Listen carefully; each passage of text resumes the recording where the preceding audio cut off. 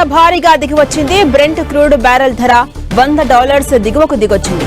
ప్రస్తుతం US crude barrel ధర $90 గా ఉంది. యుద్ధాన్ని ముగించేందుకు జరుగుతున్న చర్చల్లో అమెరికా, ఇరాన్ పురోగతి సంకేతాలిచ్చిన కీలక అంశాలపై ఇరు పక్షాల మధ్య విభేదాలు కొనసాగుతున్నాయి. ఓవరాల్ గా చూస్తే గత వారం బ్రెంట్ క్రూడ్ ధర 5% పడిపోగా యుఎస్ క్రూడ్ ధర 8% దిగొచ్చింది. ఇక తాజాగా ఇరు దేశాల మధ్య మరిన్ని చర్చలకు వీలు కల్పించేందుకు ఇరాన్ పై జరగబోయే దాడులను తాత్కాలికంగా ఆపివేస్తున్నట్టు అమెరికా అధ్యక్షుడు ట్రంప్ ప్రకటించడంతో క్రూడ్ ఆయిల్ ధర మరో 5% పైగా దిగొచ్చింది.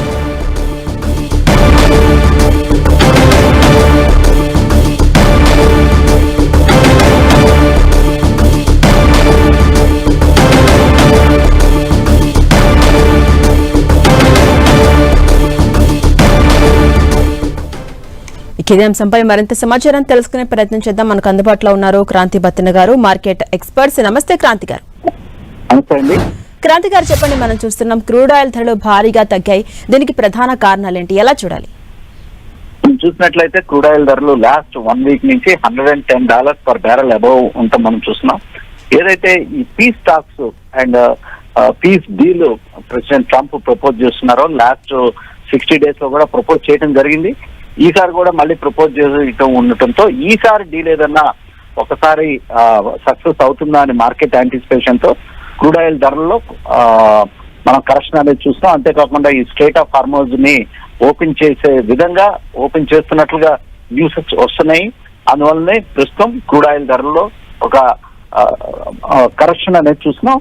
ఇది మన ఇండియాకి చాలా ఇంపార్టెంట్ అండి. క్రూడ్ ఆయిల్ ధరలు తగ్గటం మన ఇండియాకి చాలా పాజిటివిటీగానే చూడాలి. అంటే క్రాంతి గారు, ఈ క్రూడ్ ఆయిల్ ధరలు తగ్గడం ప్రధానంగా మన ఎకానమీపై ఎటువంటి ప్రభావం చూపించవచ్చు?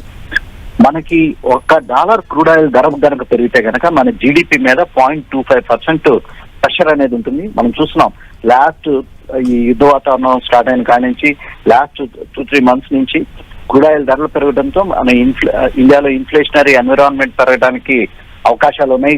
జీడిపి గ్రోత్ కి ఇబ్బందికరంగా ఉంది.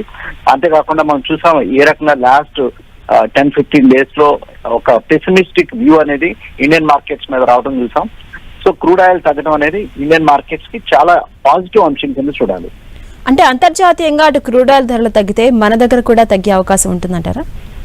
అంటే ప్రస్తుతం మనం చూడాలండి, మనం లాస్ట్ నైట్ కూడా మన ఎస్టర్డే కూడా క్రూడ్ ఆయిల్ ధరలు తగ్గినప్పటికీ మన ఇండియాలో కొంచెం స్వల్పంగా పెట్రోల్ డీజిల్ ధరలను పెంచడం చూసాం. ఎందుకంటే లాస్ట్ టైం $120 వెళ్ళినప్పుడు మన ఇండియాలో ఎటువంటి ధరల్ని పెంచకుండా ఉంచడం జరిగింది. మన ఇండియాలో ధరలు పెరగటం రిటైల్ మార్కెట్ లో oil marketing companies last 10 days నుంచే స్టార్ట్ చేసినాయి అన్నమాట.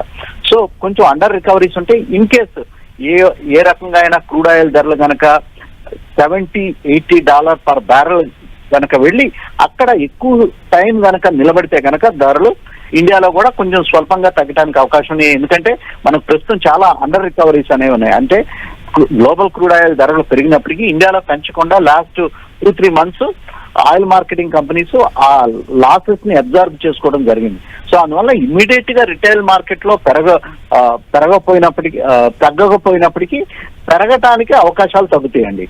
అంటే క్రాంతి గారు, మనం చూస్తే మొదట 5% తగ్గడం, తర్వాత 8% తగ్గడం, ఇప్పుడు $100 దిగువకైతే క్రూడ్ ఆయిల్ ధరలు పడిపోయాయి. అయితే ఇది ఇక్కడితో ఆగుతుందంటారా? ఇంకా తగ్గే అవకాశం ఏమైనా ఉందా? ప్రస్తుతానికైతే లాస్ట్ టైం ఎప్పుడైతే ఈ పీస్ డీల్స్ పీస్ టాక్స్ నచ్చినాయో అప్పుడు $90 దాకా రావటం మనం చూస్తున్నాం.